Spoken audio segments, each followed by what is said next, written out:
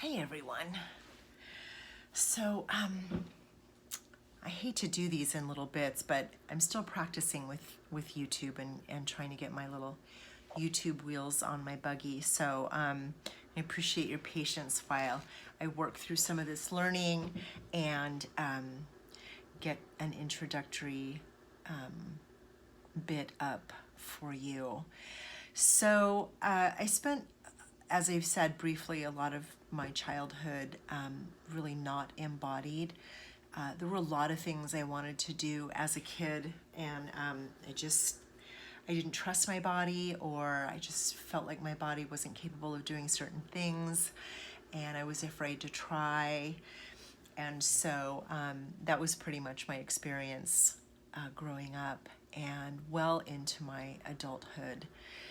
And by the time I got to massage and bodywork school, I was trying to be a little bit more embodied. I'd certainly done some yoga and found quite a bit of appreciation and more somatic awareness of and even awareness. Pardon, that was the dryer, sorry.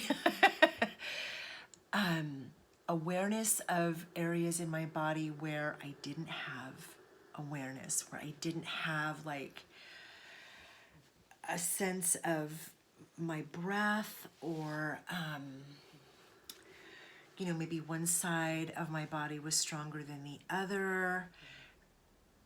And I became aware of that. I became aware of one side feeling maybe a little heavier than the other side of my body. And that started happening through yoga, through childbirth, things like that. And I became really fascinated. So I started this journey as a massage and bodywork practitioner and holistic health practitioner, and was really fascinated by the capacity for the body to mend and heal, to hold memory, to hold experiences that the brain might forget and shut off, but the body remembered. And I saw that quite frequently with clients. I saw that as I pursued other modalities in my training, and so I became even more fascinated. So started my studies in 2003 and left my private practice in 2011 and closed my private practice and moved to Colorado and did some studying there at a university, a really beautiful bachelor's program where I was able to weave in different topics. It's called an interdisciplinary degree, and basically I was just able to build my own bachelor's degree. It was amazing. And I didn't even know that existed until I found it. And I was referred there by a friend that I knew from massage and bodywork school.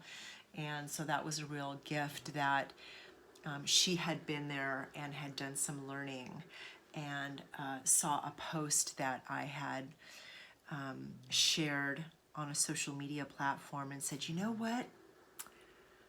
Based on what you're telling me and based on what I know about you and our mutual interests and where we've done some learning and sharing together, this might be a really great place for you.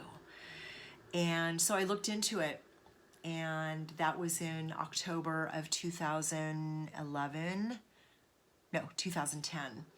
And October of 2010?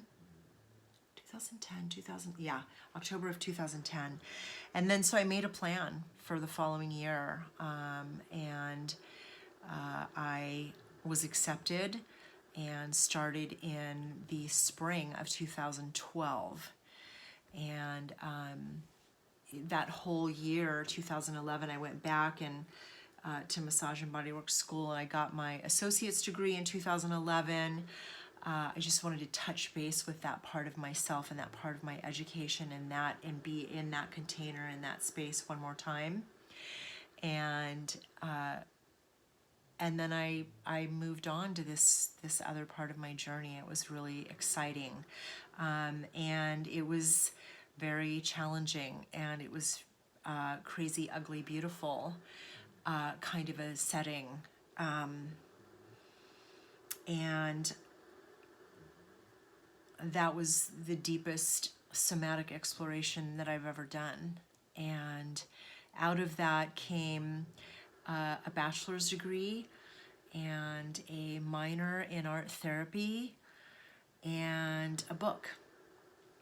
And I'll talk about the book coming up, but I just want to kind of give you an idea of my background around embodiment, my struggle with embodiment. I've only named one tool, yoga, that I have used as an embodiment practice. There have been others. Clearly my bodywork training and my experience receiving and giving massage and body work, because we also receive in our training. We're not just practicing on random bodies, we're practicing on one another as students and getting that feedback. And I, you know, I feel like there's so much in our culture about working out and being fit and being healthy, and it doesn't seem like there's a lot of conversation around embodiment, around being in the body and experiencing the body other than a pain body or a body that I don't like or a body that is shamed. And I feel like that conversation around embodiment this is the time for it, that it's really important. And I want to put it on YouTube because I want it to be there. It's why I wrote the book. And, you know, I did the bachelor's degree and the journey and all of that for me. That was for me. That was for my own transformation, my own personal learning, my own personal understanding, and satisfying the queries and the questions that I had. And they were big questions. They weren't just like, why does my body not work? It was more than that. It was a lot more. And so I now that I have satisfied that part of my journey, the book was published for other folks. The YouTube content that we're going to be doing is for other folks, for other people, to educate, to share, to learn in community, and that's really important to me. So yeah, I hope that that's more of an introduction, or at least just a second part to the introduction, but that there's more information there for you so that you kind of have a better understanding about who I am and what I'm bringing to the conversation, and that most of my peers, a lot of my peers, are dancers and movement therapists and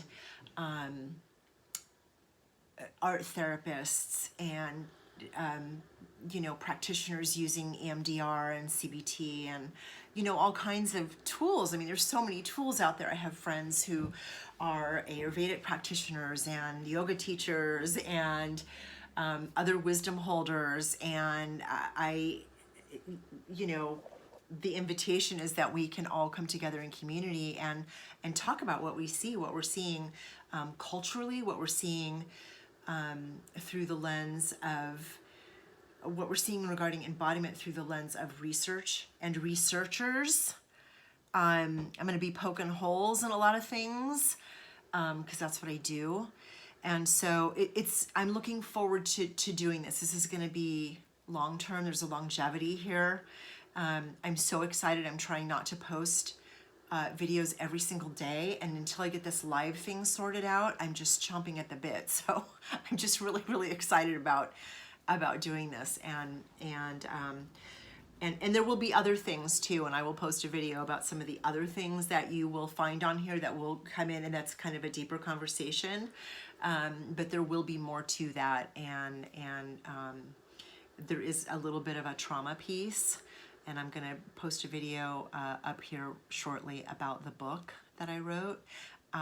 It's hard to talk about embodiment without talking about trauma, but my goal is to not focus on trauma. My goal is to focus on embodiment practices and how we can get back into our bodies gently, how we can find a method and a platform and a lens and a tool and a resource kit that works for us as individuals, because no one embodiment practice is going to work for each person, for one person. I mean, if it worked for everybody, we wouldn't have so many embodiment practices, right? We wouldn't have people talking about yoga and somatic experiencing and Feldenkrais method and just so many different types of embodiment, body-centered practices, body-mind centering. There's just a lot out there. And we're going to talk about some of those things, and so I'm really excited about that. So I'm going to stop here, and I'm going to pop up a little video later about the book. And the book is titled Chasing Shade, Living with Developmental Trauma, and that'll be coming up soon. Take care.